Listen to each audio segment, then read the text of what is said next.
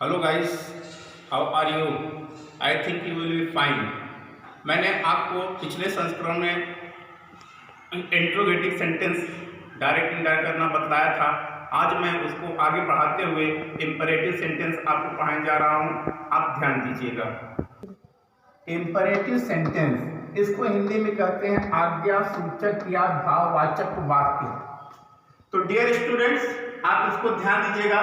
कहता है imperative sentence का इनडायरेक्ट बनाते समय यदि रिपोर्टेड स्पीच में आज्ञा, प्रार्थना, इच्छा, शिक्षा आदि शब्द का बोध हो तो रिपोर्टिंग वर्ब में आए हुए सेड टू के स्थान पर ordered, requested, advised, proposed, forward, suggested आदि का प्रयोग किया जाता है तथा इन्वर्टेड कामास के स्थान पर टू का प्रयोग किया जाता है तथा रिपोर्टेड स्पीच के टेंस में किसी प्रकार का परिवर्तन नहीं किया जाता।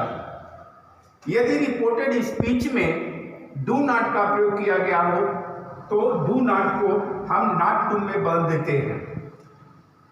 तो अभी तक डियर स्टूडेंट्स आपने बदला था कि सेड टू को टोल्ड में बदल दे रहे थे, लेकिन इंट्रोगेटिव सेंटेंस में आपने सेड टू के स्थान पर आस्क्ड या इंक्वायर का प्रयोग करना सीखा।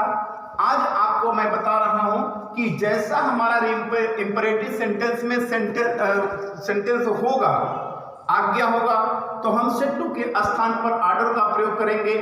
प्रार्थना होगा तो हम सेड टू के स्थान पर रिक्वेस्टेड का प्रयोग करेंगे। सलाह होगी तो हम जो है कि सेड टू के स्थान पर एडवाइज्ड का प्रयोग करेंगे। यदि कहीं पर प्रस्ताव रखा जा रहा है तो वहां पर हम प्रपोज्ड का प्रयोग करते हैं।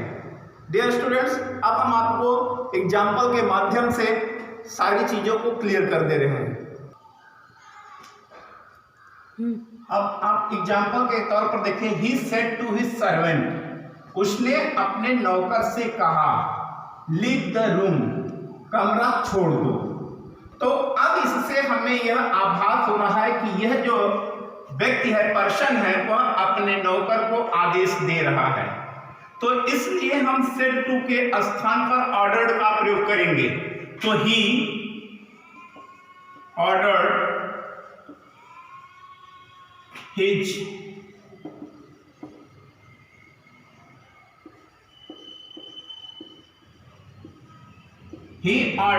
सर्वेंट।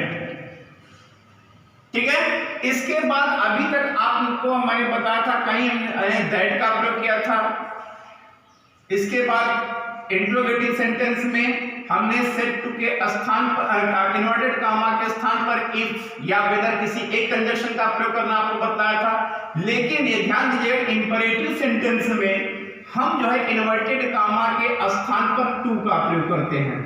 इसके बाद टेंस में किसी प्रकार का परिवर्तन नहीं किया जाता। इसको इसी तरह से लिख दिया जाएगा, लीव द रूम। तो आपका आंसर हुआ he ordered his servant to leave the room. The old man said to the boys, comma inverted comma, do not disturb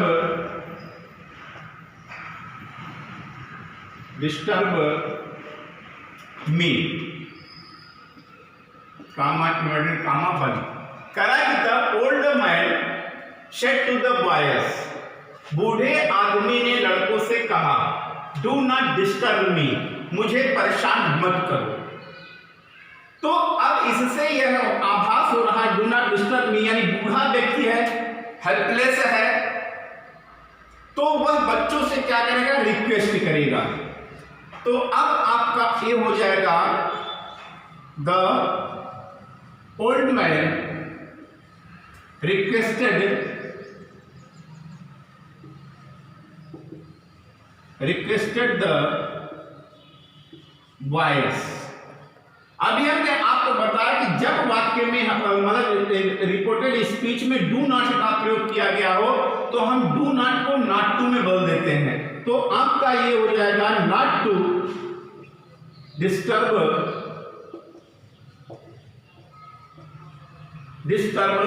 अब हमने आपको बताया था पहले जब मैंने नियम बताया तो उसमें बताया था कि first person pronoun I, my, me, mine, we, our, us, ours को बदला जाता है रिपोर्टिंग वर्ब के सब्जेक्ट के अनुसार। सब्जेक्ट यानी ओल्ड मैन है तो यह बदलेगा, ओल्ड मैन यानी ही हुआ तो मी बदलेगा ही के अनुसार यानी हो जाएगा ही,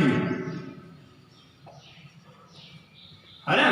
तो क्या हो गया आपका the old man requested the boy not to disturb him. देखिए आप एग्जांपल नंबर 3 कहता ही सेड, उसने कहा, गिव मी एक कप ऑफ टी मदर, माँ मुझे एक कप चाय दे दो। ठीक है, तो अब यह माँ से चाय मांग रहा है तो निश्चित है कि वह क्या करेगा, माँ से रिक्वेस्ट करेगा, प्रार्थना करेगा, विनती करेगा। तो अब आपका हो जाएगा ही। अब इस सेड को हम बदल देंगे रिक्वेस्ट में तो क्या हो जाएगा, ही रिक्वेस्टेड,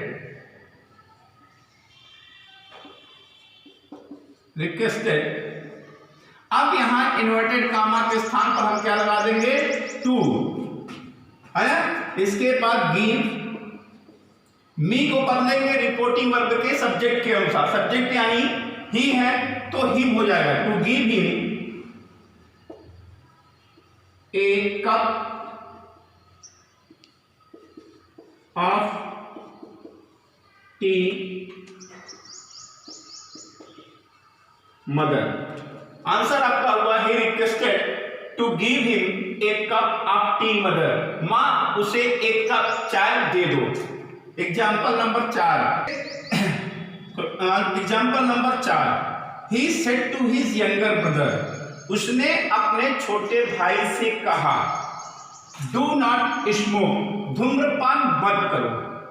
तो यानी बड़ा भाई है अपने छोटे भाई को कह रहा है कि धूम्रपान मत करो, तो निश्चित है कि वह अपने छोटे भाई को सलाह दे रहा है, इसलिए हम यहाँ सेड टू के स्थान पर एडवाइज्ड का प्रयोग करेंगे। तो आपका ये हो जाएगा ही advised his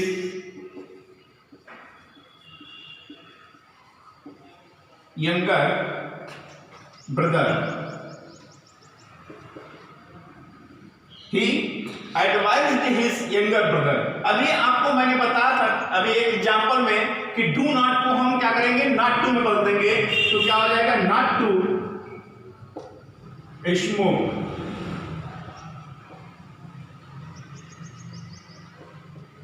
not to smoke. आपका आंसर हुआ ही advised his younger brother not to smoke.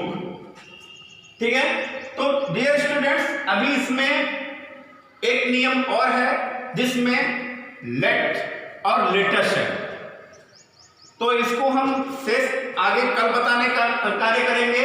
आप इसको बाकायदे पढ़ लीजिएगा, नियम को स्क्रीनशॉट कर लीजिएगा, अपनी कॉपियों में लिख लीजिएगा, बहुत इजी है। आपको हमें आशा है कि जल्दी से जल्द समझ में आ जाएगा, बढ़िया समझ में आ जाएगा।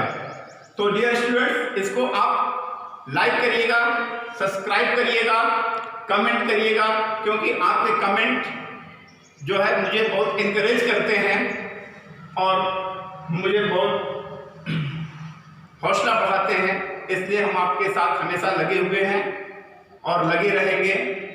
ओके, थैंक यू, धन्यवाद।